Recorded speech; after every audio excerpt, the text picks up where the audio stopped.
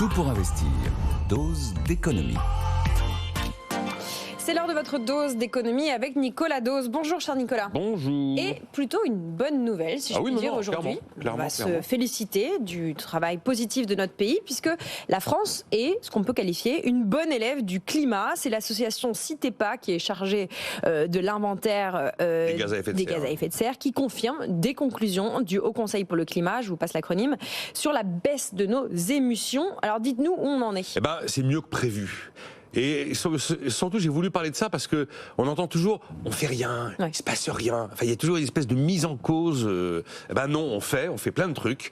On n'est plus, vous savez, la création du concept de développement durable par Gro Harlem Brundtland dans les années 90, où effectivement tout le monde parlait du climat, de l'environnement, mais personne ne faisait rien. Et le greenwashing, c'était une réalité très généralisée. C'est plus cette époque. Ça, c'est terminé.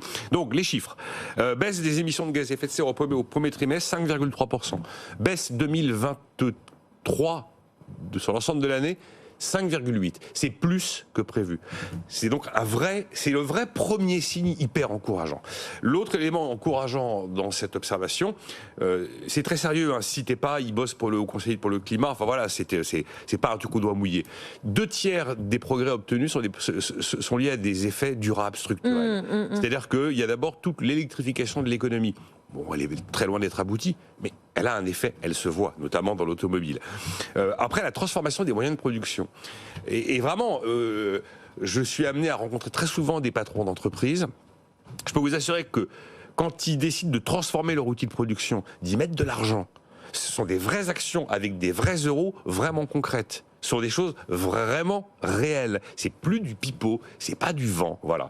Et ils vous racontent comment ils investissent dans un nouvel outil de production, comment ils vont verdir une flotte automobile, comment est-ce qu'ils vont passer de matériaux traditionnels à du biosourcé, à du recyclé, comment est-ce qu'ils vont réutiliser la chaleur, par exemple, de certains dispositifs industriels pour la recycler dans l'entreprise. Enfin, c'est des choses réelles. Et en plus, maintenant, on est capable de calculer l'empreinte carbone, on est capable d'auditer, de valider ce qui est réalisé. Donc, c'est pas du greenwashing. Voilà.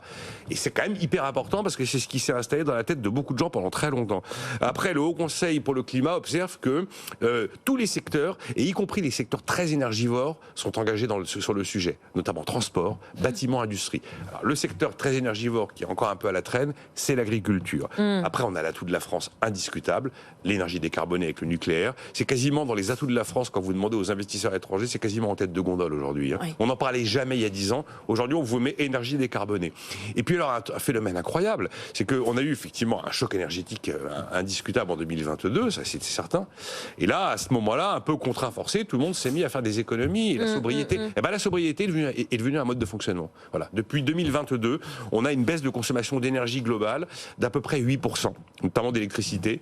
Et donc voilà, la sobriété est devenue un mode de fonctionnement permanent et pas simplement un réflexe au gré des prix qui montent ou qui baissent. Après, c'est vrai, vous avez un tiers de ces résultats qui sont liés à des événements, pour le coup, conjoncturels. Si l'activité tourne à plein régime, il y a plus d'émissions que si elle ne tourne pas. On a essayé l'hyper-décroissance entre mars et mai 2020 avec le confinement. Voilà ce que ça donne. Alors là, oui, c'est vrai que les émissions de gaz à effet de serre avaient baissé. Moi, je rentrais à pied dans Paris, la Seine était transparente. On aurait peut-être pu s'y baigner. Il n'y avait plus d'activité. Bah, c'était ça la solution pour les JO. Oui, mais là, on voit par exemple qu'il y a des secteurs importants, sur le bâtiment par exemple, qui est quand même un secteur qui est très émetteur, qui est quand même vraiment ralenti. Également sur l'industrie papier-carton, qui est l'une des industries les plus émettrices. Donc ça, c'est un phénomène conjoncturel. C'est-à-dire que si ça change, évidemment... Pardon. Et puis l'autre élément, c'est la météo. Vous avez un hiver qui est particulièrement doux, vous chauffez beaucoup moins, le chauffage est encore un poste qui est très consommateur d'énergie, et là, vous avez donc un effet qui est lié à la météo. Bon, on a compris. Ça veut dire qu'avec les chiffres que je vous donne aujourd'hui, on tient les objectifs 2030. Baisse de 55% des émissions, comparé au niveau des émissions de 1990. Mais on ne tient pas encore l'objectif de 2050. C'est la neutralité carbone. Et puis alors, un point noir aussi, dans l'observation de l'association CITEPA, ce sont les puits de carbone. Et là, effectivement, il y a vraiment un travail à accomplir. D'abord, on constate qu'on a une mortalité des arbres qui est en hausse.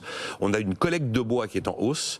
Et puis, il n'y a jamais eu vraiment de politique nationale sur les nouvelles technologies, c'est vrai, encore un peu embryonnaire, en matière de stockage de CO2 dans le sol. Donc là, c'est un point noir sur les effets efforts que nous pouvons mener. Mais objectivement, on ne peut pas dire qu'il ne se passe rien et qu'on ne fait rien.